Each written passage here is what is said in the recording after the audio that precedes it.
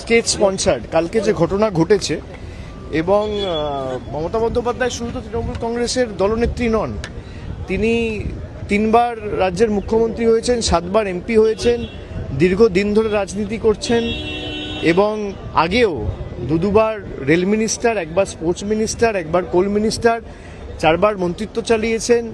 এত দিন ধরে তার রাজনৈতিক কেরিয়ার এবং তিনি জনপ্রতিনিধি, 15 বছরের চিফ মিনিস্টার, মানে উদ্দেশ্য প্রণোদিতভাবে পুরোটা পূর্ব পরিকল্পিতভাবে যেভাবে বিজেপির গুন্ডারা আর যাদেরকে মানে ফুটেজে দেখা গেছে তারা তো কেউ পৃথক কোনো সাপোর্টার বা কর্মী নয়, তাদেরকে এমএলএর সাথে দেখা গেছে, তাদেরকে বিজেপির প্রার্থীর প্রচারে দেখা গেছে, বিজেপির বড় বড় সব নেতাদের সাথে তাদের ছবি রয়েছে, আমার কাছে ছবি আছে, আমি দেখাতে পারি আপনাদের।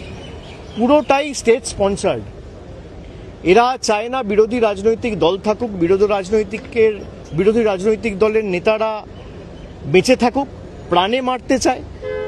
গতকালের যে ঘটনা এটা আবার প্রমাণ করছে। আপনারা দেখেছেন, আমি যেদিনকে এয়ারপোর্টে গেছিলাম, এখানে স্পিকারের সাথে দেখা করতে এসেছিলাম, সেদিনকে রাত্রে কলকাতায় ফিরে যাওয়ার সময়, খুব সম্ভবত 19শে জুন, এয়ারপোর্টে বন্দুক হাতে দেখা গেছে বিজেপির এক দুষ্কৃতীকে। এখনো পুলিশ তাকে অ্যারেস্ট করেনি। তার সাথে শুভেন্দু অধিকারীর ছবি রয়েছে, যিনি বর্তমানে এখন বাংলার মুখ্যমন্ত্রী। যিনি বন্দুক হাতে এয়ারপোর্ট গেছিলেন তাকে পুলিশ এখনো পর্যন্ত গ্রেফতার করেনি, তার কারণ তাকে মদত দিয়েছে বাংলার মুখ্যমন্ত্রী শুভেন্দু অধিকারী। গতকালের যে ঘটনা ঘটেছে পুরোপুরি স্টেট স্পন্সার্ড এবং রাজ্য সরকারের সম্পূর্ণ মদত এই ঘটনার পিছনে না থাকলে কারো সাহস হয় না। যে ফুটেজগুলো গাড়ি থেকে রেকর্ড করা হয়েছে, পিছনে যেভাবে মানে এলো পাথারি, ইট, পাটকেল, কাদা এসব ছোড়া হয়েছে, এরা চায় না কোনো রাজনৈতিক দল কোনো কর্মসূচি করুক। আমাদের কোনো মিটিংয়ের পারমিশন দিচ্ছে না কেন? এত ভীত সন্ত্রস্ত কেন তৃণমূলকে নিয়ে? এত ভয় কিসের? দল ভাঙানির খেলা করেছেন, তৃণমূল কংগ্রেসের এমপিদের ভাঙিয়েছেন, এমএলএদের ভাঙিয়েছেন, আর এখন যারা বিরোধী দলের তকমা পেয়েছে তারা তো আমি দেখলাম না গত 2 মাসেও তকমা পাওয়ার পরেও বিজেপির কোনো রাজনৈতিক নেতার বিরুদ্ধে কোনো আক্রমণ, কোনো একটা সাংবাদিক বৈঠক করে আক্রমণ করে দুটো ন্যায্য প্রশ্ন বা দাবি, মানুষের দাবি নিয়ে সরবতি। তারা আক্রমণ করছে তৃণমূল কংগ্রেসকে, তারা আক্রমণ করছে মমতা বন্দ্যোপাধ্যায়কে, তারা আক্রমণ করছে আমাকে, তারা আক্রমণ করছে এখনো যারা তৃণমূল কংগ্রেসকে ভালো করে ভালোবেসে দলটা করছে তাদের।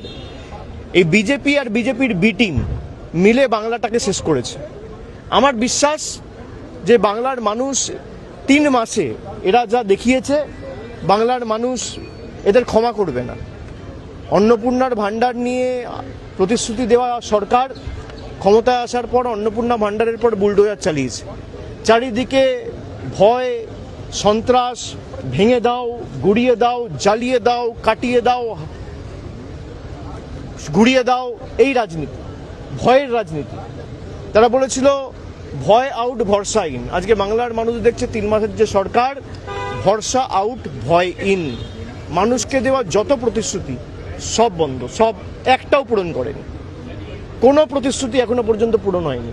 বলেছিল যুবশক্তি টাকা দেবো 1500 টাকা করে, 3000 টাকা করে, দিতে পারেননি। আমাদের সরকার দিয়েছিল বলার সঙ্গে সঙ্গে 1 মাসের মধ্যে।